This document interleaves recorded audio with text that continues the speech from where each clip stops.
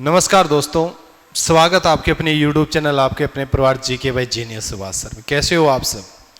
आशा है आप सब अच्छे होंगे और बड़े बेहतरीन तरीके से आप अपनी क्या है तैयारी पर जुड़े होंगे, क्योंकि HSSC ने आपको एक आगाह कर दिया है, सचेत कर दिया। अभी नेक्स्ट भविष्य में जल्दी आपके क्या होंगे, एग्जाम होंगे, इसलिए आप तैयार रहे भी अपडेट। मैं तो हमेशा ही कहता रहा हूँ आप सब बच्चों को भी हमें अपने आप को क्या है प्रिपेयर रखना चाहिए। किसी भी समय रात को उठाकर भी कहीं भी आपका एग्जाम है तो हम तैयार हैं भी। ऐसा हमारे अंदर क्या होना चाहिए, जोश होना चाहिए, एक्साइटमेंट, उत्तेजना होनी चाहिए भी। हम हर समय क्या रहे, तैयार रहें भी। ठीक है भी। तो हमने हरियाणा जीके की एक श्रृंखला शुरू कर रखी थी। हरियाणा के MCQ क्वेश्चनों के बारे में हम चर्चा कर रहे थे और उनसे संबंधित जो और भी राष्ट्रीय अंतर्राष्ट्रीय स्तर के जो क्वेश्चन बन रहे थे जो परीक्षा के आधार पर, उनके बारे में भी हम विस्तृत चर्चा कर रहे थे। क्लासों के प्रति आपका बहुत अच्छा रिस्पॉन्स मिल रहा है, हमें बड़ा प्यार मिल रहा है। और आज जो आपकी हरियाणा सामान्य अध्ययन का जैसे जिक्र करें, यानी हरियाणा सामान्य अध्ययन टेस्ट सीरीज संख्या कौन सी रहेगी, 36 रहेगी भी। आज की क्लास कौन सी क्लास है आपकी? 36 नंबर क्लास है और बड़ा ही महत्वपूर्ण क्वेश्चन है इस क्लास का। जो पहला क्वेश्चन आपका दिया हुआ है करंट का भी मान सकते हो और बहुत इंपॉर्टेंट क्वेश्चन है, बहुत ज़्यादा इंपॉर्टेंट क्वेश्चन है। नेक्स्ट एग्जाम में आपको किसी न किसी एग्जाम के अंदर 110% ये क्वेश्चन आपको मिलेगा। बच्चों के बार बार कमेंट आ रहे सर कुछ नए क्वेश्चन भी एक दो लेके आओ, तो नए क्वेश्चनों के बारे में भी हम साथ साथ चर्चा कर रहे हैं। चलो, BSF में सहायक कमांडेंट के रूप में कमीशन प्राप्त करने वाली हरियाणा की पहली महिला कौन बनी है?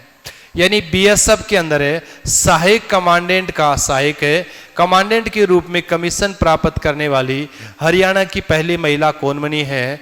तनुश्री पारिक है, या फिर सौम्या है, मीनाक्षी चौधरी आनंद है, या फिर आपकी अमरिंदर कौर है भी। तो आपको ध्यान होना चाहिए, चारों ही महिलाओं किसी न किसी फील्ड से जुड़ी हुई है, अच्छी अचीवमेंट प्राप्त कर रखी है, परंतु इसका सही आंसर हरियाणा की हमने पूछा है तो हरियाणा में ये आपकी सौम्या है भी। कौन है आपकी? सौम्या है।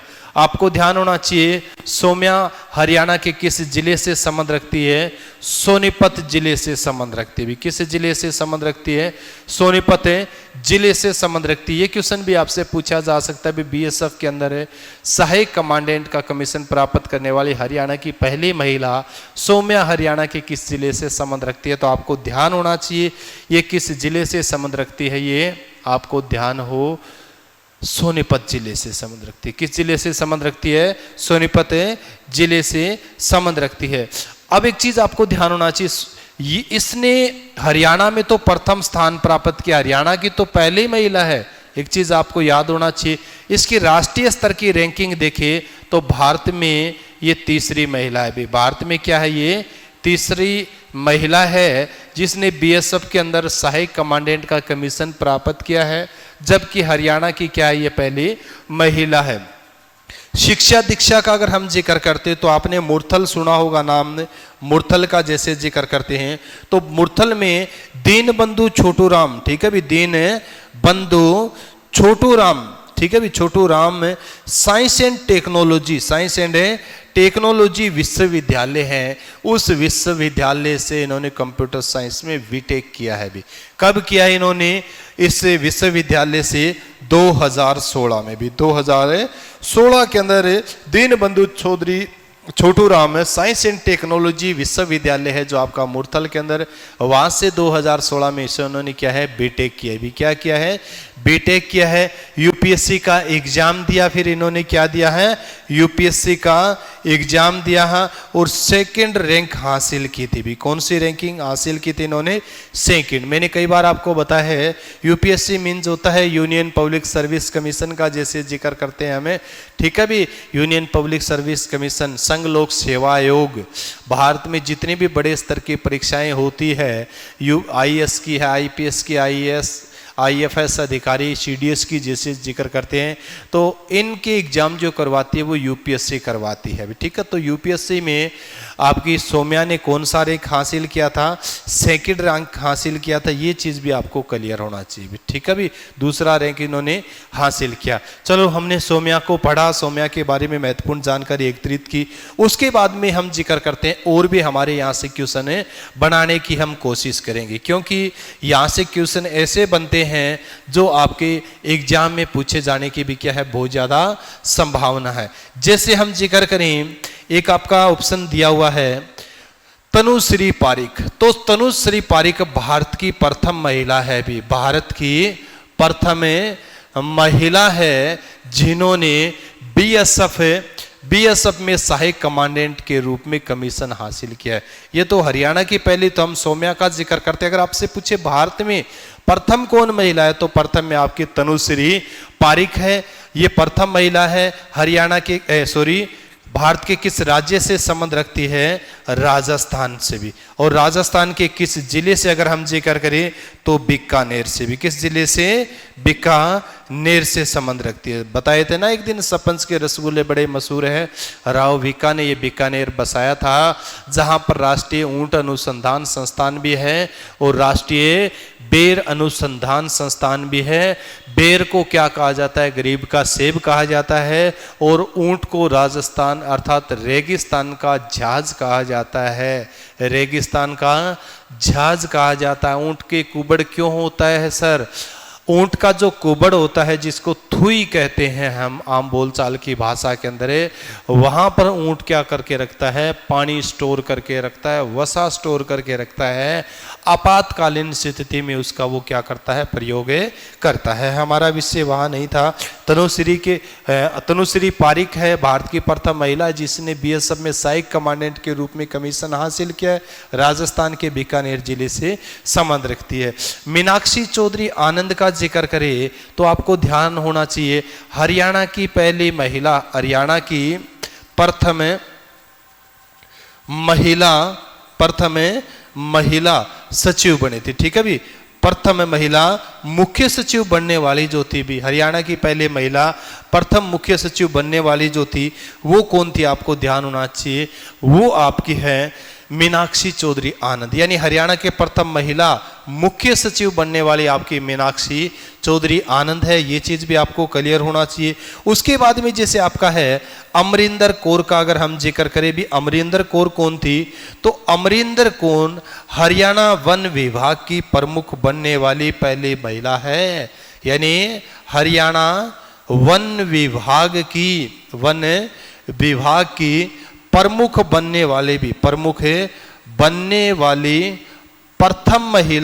प्रथम महिला कौन है, तो आपको ध्यान होना चाहिए यह आपकी अमरिंदर कौर है। तो आपको तनुश्री के बारे में भी ध्यान होना चाहिए, सौम्या के बारे में भी ध्यान होना चाहिए, मीनाक्षी चौधरी आनंद के बारे में भी ध्यान होना चाहिए। 3 बहनें हैं और तीनों बहनें हरियाणा के अंदर मुख्य सचिव के पद पर रही है।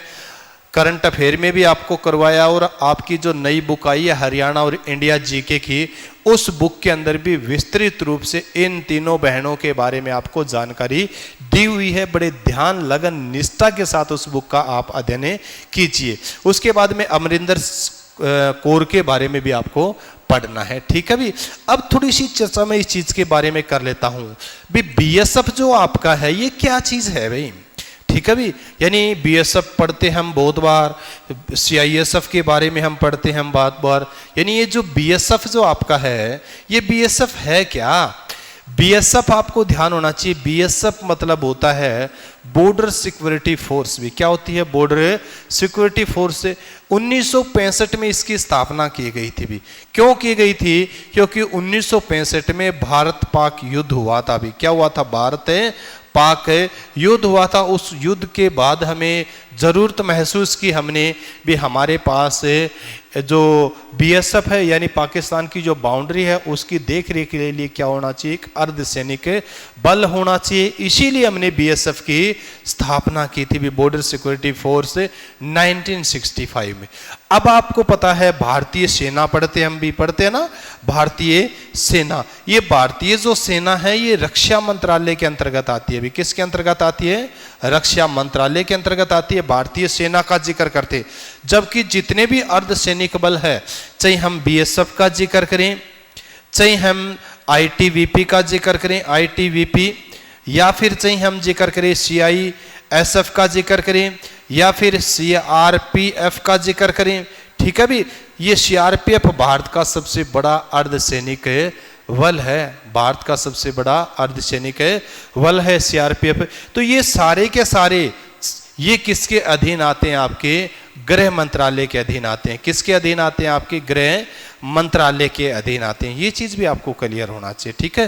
यानी भारतीय सेना रक्षा मंत्रालय के अधीन आती है, और जितने भी हमारे और भी बहुत है, असम राइफल का आप जिक्र कर सकते हो, मैंने कई बार आपको बताया भी है भी असम राइफल भारत का एक ऐसी सेना है जिसने 2 विश्व युद्ध लड़े हैं, क्योंकि उसकी स्थापना ही आपको ध्यान हो 1835 में हुई है। अभी कब हुई थी? 1835 में उसकी स्थापना हुई। तो उसने प्रथम विश्व युद्ध भी लड़ा और उसने दूसरा विश्व युद्ध भी लड़ा है, और उसका मुख्यालय भी आपको ध्यान होना चाहिए दिल्ली से बाहर है, शिलोंग के अंदर असम राइफल का हमें जिक्र करें। तो ये थोड़ी सी छोटी छोटी जानकारियां होती हैं, इनके बारे में भी हमें क्या होना चाहिए? प्रिपेयर होना चाहिए। भी ध्यान तो हो, कुछ देख लिया बीएसएफ होता है, आईटीबीपी, क्यों जरूरत पड़ी आईटीबीपी की?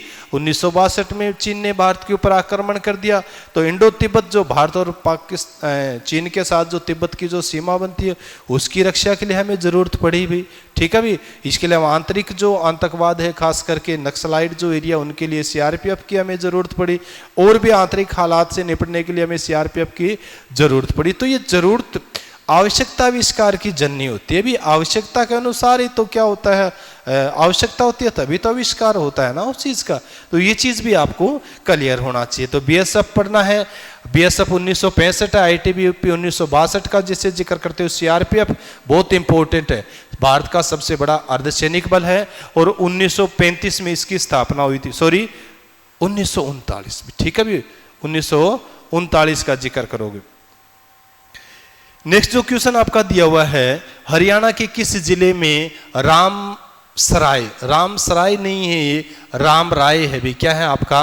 राम राय और भूतेश्वर के प्रसिद्ध मेले लगते हैं भी, प्रसिद्ध मेले लगते हैं फरीदाबाद जिले में, या फिर झज्जर जिले में, या फिर रोहतक जिले में, या फिर जींद जिले में। तो जींद जिले में आपको ध्यान होना चाहिए, रामराय का मेला लगता है भी, क्या लगता है? रामराय का मेला लगता है, और भूतेश्वर का मेला लगता है। मैंने पहले भी आपको बताया है, जींद जो है, जींद हिसार रोड का जब हम जिक्र करते हैं, जींद हिसार रोड, यानी जींद से पहले जैसे निकलते हो आपका इक्कस आता है, इक्कस के बाद आपका कोई गांव, ऑन रोड गांव जो है वो आपका राम राय है भी, क्या है? राम है राय है भी, राम है राय, याद होना चाहिए इस चीज के बारे में, राम राय है। इसके बाद में फिर आपकी नारनौद आती है, फिर आपकी हांसी आती है, और आप हिसार आते हो, ठीक है, हिसार आते हो। रोड भी आपको पता होना चाहिए, कोई चीज के बारे में आप पढ़ रहे हो, उसको पढ़ने के बाद में उसकी सिचुएशन, उसकी भौगोलिक स्थिति भी आपको ध्यान होना चाहिए भी, यदा कदा हमें जाना पड़े तो हम कहाँ कैसे जाएंगे भी, कैसे जाएंगे। तो रामराय का मेला और भूतेश्वर का जो मेला है वो हरियाणा के जींद जिले में लगता है भी, किस जिले में? जींद जिले। जामनी के बारे में भी पढ़ सकते हो भी, जामनी भी है ना तीर्थ स्थल जो है। उसके अलावा पांडु पिंडारा का भी आप जिक्र कर सकते हो, मैंने पहले भी एक दिन बताया था आपको, पांडु पिंडारा जो है यहीं पर है भी, आपका हटकेश्वर का भी जैसे आप जिक्र कर सकते हो। तो बहुत से धार्मिक स्थल है जींद के आस पास में, ठीक है भी। चलो नेक्स्ट क्वेश्चन के बारे में जिक्र करते हैं। नेक्स्ट क्वेश्चन है, जगाधरी के समीप विलासपुर नामक, ये जगाधरी के समीप विलासपुर नामक स्थान पर कार्तिक पूर्णिमा के दिन कौन सा मेला लगता है? कार्तिक पूर्णिमा का जैसे जिक्र किया है, कार्तिक पूर्णिमा के दिन कौन सा मेला लगता है? आदि बद्री का मेला, पंचमुखी मेला, या फिर आपके कपाल मोचन का मेला, या फिर मेला काली माई का भी। तो आप सब बच्चे जानते हैं कपाल मोचन का जो मेला लगता है ना, वो लगता है जगाधरी के समीप विलासपुर में कपाल मोचन। मैंने कई बार आपको बताया है भी, कपाल मोचन विलासपुर में जो है, यहाँ पर एक कपाल मोचन गुरुद्वारा भी है। गुरु गोविंद सिंह जी यहाँ पर रुके थे, मैंने बताया था 52 दिन तक उन्होंने अपने अस्त्र शस्त्र भी यहाँ पर धोए थे। भी क्या है, 52 दिन तक अस्त्र शस्त्र धोए थे। इसीलिए यहाँ पर एक तालाब बना हुआ है जिसको अस्त्र शस्त्र तालाब के नाम से, या गुरुद्वारा जो बना उसको अस्त्र शस्त्र गुरुद्वारा के नाम से भी जाना जाता है। ठीक है, तो ये कपाल मोचन का मेला लगता है। जगाधरी जो है ये यमुनानगर जिले के अंतर्गत आता, आपने पढ़ा ही है या ध्यान ही होगा। जगाधरी एक विधानसभा सीट है, भी बार बार ये रिपीट हो रहा, आपका विधानसभा सीट है। और जगाधरी से कौन विधायक आपको ध्यान होना चाहिए, वर्तमान समय में बीजेपी के वहां से विधायक का कंवरपाल है गुर्जर, और कंवरपाल गुर्जर वन मंत्री है और हरियाणा में शिक्षा मंत्री भी है। कंवरपाल गुर्जर का हमें जिक्र करें तो कंवरपाल गुर्जर 13वीं विधानसभा के अंदर तो विधानसभा अध्यक्ष थे। इसके अलावा जगाधरी और यमुनानगर हरियाणा के जुड़वा नगर है। हरियाणा की क्या है, ये जुड़वा नगर है। भारत के जुड़वा नगर हम हैदराबाद और सिकंदराबाद को पढ़ते हैं। ठीक है भी, क्योंकि हैदराबाद और सिकंदराबाद के बारे में मैंने आपको पहले भी बताया है भी, उन दोनों के बीच में एक हुसैन सागर क्या है, झील है, सिर्फ हुसैन सागर है, झील है भी। ठीक है भी, तो ये चीज अभी आप क्लियर कर सकते हो। आदि बद्रीनाथ का मेला भी यमुनानगर में लगता है और पंचमुखी मेला भी आप यमुनानगर पढ़ सकते हो इस चीज के बारे में। ठीक है भी, विलासपुर का कहते हैं भी प्राचीन नाम क्या था इसका, व्यासपुर था भी। क्या नाम था इसका, व्यासपुर। और महर्षि वेद व्यास जी से इसको जोड़ के चलते भी, किससे, महर्षि वेद व्यास। तो महर्षि वेद व्यास से इसका जिक्र है, जोड़ के चलते। वेदव्यास कौन थे, महाभारत के रचयिता भी, महाभारत के रचयिता थे। महाभारत का पहले नाम क्या था, जे संहिता। क्या नाम था, जे संहिता। विश्व का सबसे बड़ा महाकाव्य कौन सा आपका, तो विश्व का सबसे बड़ा महाकाव्य भी आपका महाभारत है। क्या है आपका, महाभारत है। ऐसे आपके क्वेश्चन बनते हैं भी। चलो नेक्स्ट क्वेश्चन के बारे में चर्चा करते हैं। नेक्स्ट क्वेश्चन है, हरियाणा प्रदेश में मंगल में पेलिया लोकगीत किस अवसर पर गाया जाता है भी। ठीक है भी, गाया जाता है ये लिखना है यहाँ पर, किस अवसर पर। यानी हरियाणा प्रदेश में मंगल में पेलिया लोकगीत, जैसे जिक्र करें लोकगीत किस अवसर पर गाया जाता है भी। सावन के महीने पर, फागुन के महीने में, विवाह के अवसर पर, या पुत्र जन्म के अवसर पर भी। तो आप सब बच्चे जानते हैं पेलिया जो लोकगीत गाया जाता है वो पुत्र जन्म के अवसर पर। पुत्र का जब जन्म होता है तो पीहर की तरफ से क्या लाया जाता है, उस पेलिया लाया जाता है बच्चे की माँ का भी। ठीक है भी, बच्चे की माँ के लिए पीर की तरफ से, तो कन्या पक्ष की तरफ से क्या लाया जाता है, पेलिया लाया जाता है। ठीक है भी, उसी समय क्या गाए जाते हैं, लोक गीत गाए जाते हैं। तो सावन के महीने में सावन तीज के गीत गाए जाते हैं भी। क्या है, सावन है तीज के गीत गाए जाते हैं। और झूले लिए जाते हैं भी, झूले। ठीक है, जिसको पिंग के नाम से भी जानते हैं, झूले लिए जाते हैं। फागुन के महीने में होली के जिससे गीत गाए जाते हैं। ठीक है, विवाह के अवसर पर कौन सा नृत्य किया जाता है, खोड़िया नृत्य किया जाता है। कौन सा है, खोड़िए नृत्य किया जाता है। घोड़ी नृत्य किया जाता है, घोड़ी नृत्य किया जाता है भी। ठीक है भी, तो घोड़ी नृत्य और खोड़िया नृत्य विवाह के अवसर पर किए जाते हैं। सावन के महीने में तीज के गीत गाए जाते हैं। सावन तीज आती है भी, त्योहार लेके आती है सावन तीज। में बार बार आप सब बच्चों को बताता हूँ इस चीज के बारे में। और फागुन के महीने का जैसे जिक्र करते हैं, होली के गीत गाए जाते हैं। लूर नृत्य का जैसे हम जिक्र करते हैं, किस नृत्य का, लूर नृत्य का। अब देखो पीलिया जो है ना, पीलिया एक रोग भी होता है भी। पीलिया साइंस में जब हम पढ़ते हैं तो पीलिया क्या होता है, एक रोग भी होता है। और किस कारण फैलता है, गंदे पानी से भी। किससे, गंदे पानी से। किसको प्रभावित करता है ये पीलिया, आपके लीवर को। किसको प्रभावित करता, आपके लीवर को प्रभावित करता है। ये साइंस का क्वेश्चन है, बहुत रिपीट होता है। पीलिया शरीर के किस अंग को प्रभावित करता है, लीवर को प्रभावित करता है। पीलिया किस कारण फैलता है, दूषित जल से, गंदे पानी से फैलता है भी। दूषित जल अर्थात गंदे पानी से आपका क्या फैलता है, पीलिया रोग फैलता है भी। और पीलिया एक लोक गीत भी है हरियाणा में। ठीक है भी, चलो नेक्स्ट क्वेश्चन पे। हरियाणा प्रदेश में निम्नलिखित में से किस अवसर पर लोकगीत गाए जाते हैं। यानी हरियाणा प्रदेश में निम्नलिखित में से किस अवसर पर लोकगीत गाए जाते हैं? लोकगीत, तो लोकगीत गाए जाते हैं सावन के महीने में गाए जाते हैं। मैंने पिछले क्वेश्चन में भी आपको बताया था, तीज का जब से जिक्र किया था, गाए जाते हैं भी पर्व त्योहारों के अवसर पर। पर्व और जो त्योहार आते हैं जैसे दशहरा है, होली है, दिवाली है, उनके ऊपर भी क्या गाए जाते हैं? गीत गाए जाते हैं, लोकगीत भी। और भी अलग अलग गणगौर जो त्योहार है उसके ऊपर भी गीत गाए